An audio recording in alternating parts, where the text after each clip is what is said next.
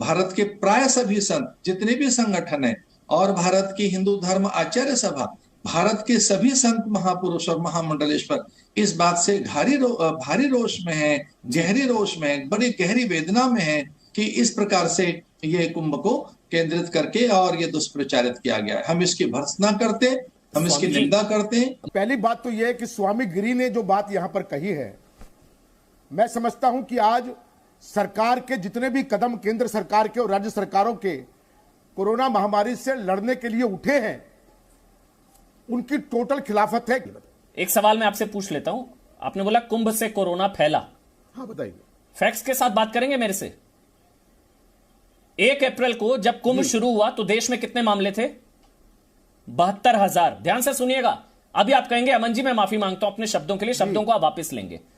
1 अप्रैल को जब कुंभ शुरू हुआ, जितने भी ताल ठोके के दर्शक है ना, उसको बहुत ध्यान से सुनिए जो मैं फिगर्स बताऊंगा, इससे नैरेटिव बर्स्ट होगा। ये जो लोग कुंभ को गाली देते हैं ये लोग, सुनिएगा आपके लिए हरिशंकर जी। 1 अप्रैल को जब कुंभ शुरू हुआ, पूरे देश में 72,000 मामले सामने आ रहे थे।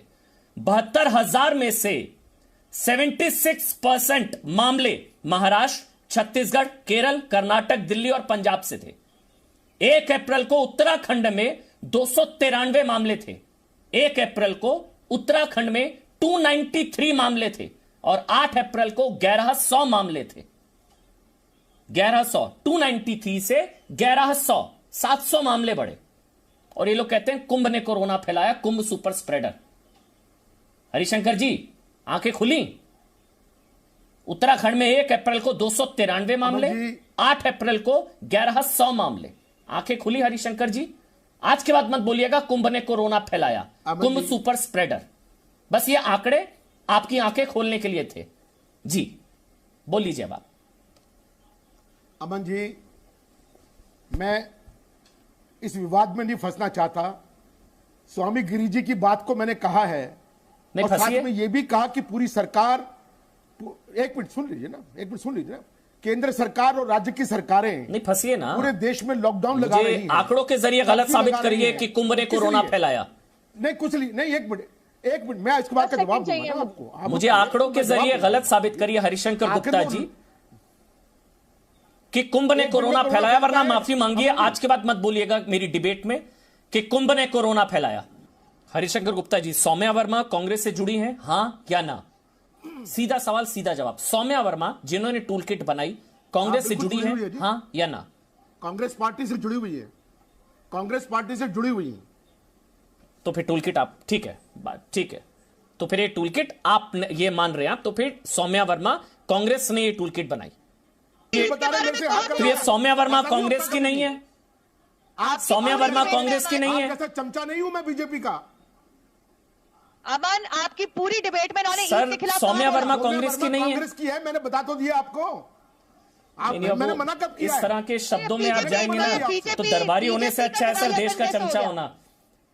मैं एक बात बताऊं, एक मिनट रुकिए ना। ये इस तरह की निजी टिप्पणी मैंने एक टिप्पणी नहीं करी आप पर हरिशंकर गुप्ता, एक टिप्पणी नहीं करी मैंने आप पर निजी। मैंने आपसे सिर्फ सवाल पूछे, मैंने आपसे सिर्फ सवाल पूछे और आपने निजी टिप्पणी करी, इसलिए मैं आपको समझा देता हूं। सर देश का चमचा होना बेहतर है दरबारी होने से, पिद्दी होने से, चाटुकारिता करने से।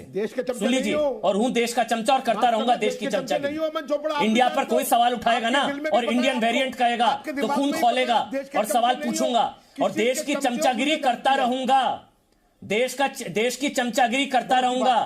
पार्टी के दरबारी बनने से अच्छा है सर। छोड़िए ना, मैं आप कह रहा हूं आप टॉपिक पे रहिए हरिशंकर जी। मैं आपसे सवाल पूछ रहा हूं, उसका जवाब दीजिए। मेरे से लड़कर कुछ नहीं होगा सर, मेरे से लड़कर कुछ नहीं होगा। आपसे लड़ाई नहीं कर, मेरे से लड़ेंगे कुछ नहीं होगा सर। कोरोना से लड़िए, मेरे से मत लड़िए। सौम्या वर्मा कांग्रेस की आपने माना, टूल किट बनाई सौम्या वर्मा ने, आप मान रहे हैं टूल किट हमारी। टूल किट में इंडिया को नीचे दिखाने की बात लिखी गई है। आप कहिए टूल किट हमने बनाई। सवाल पूछ लूं आपसे सारे, मतलब आप ये कह रहे हैं कि ये आपको कोई फर्क नहीं पड़ा बतौर इंडियन, टूल किट के नाम पर अगर इंडियन वेरिएंट कहा जाए, ये कहा जाए इंडिया कोरोना फैला रहा है, इंडिया इन्फेक्शन फैला रहा है, आपको कोई फर्क नहीं पड़ता कोई इंडिया को गाली दे? नहीं, मैं एक बात बहुत साफ कह देती हूँ अमन जी, कोई भी जो है ना यहाँ पे कोई फैलाता नहीं है, कोई जबरदस्ती जा के फैलाता नहीं है। और बहुत अफसोस है ये भाजपा के प्रवक्ता है जो चिल्ला के बोल रहे थे पिछले साल, मुझे अच्छी तरह से याद है, तबलीगी जमात और WHO ने बहुत कड़ी आप समझी नहीं। इंडियन वेरिएंट कहने पर आपको गुस्सा आया?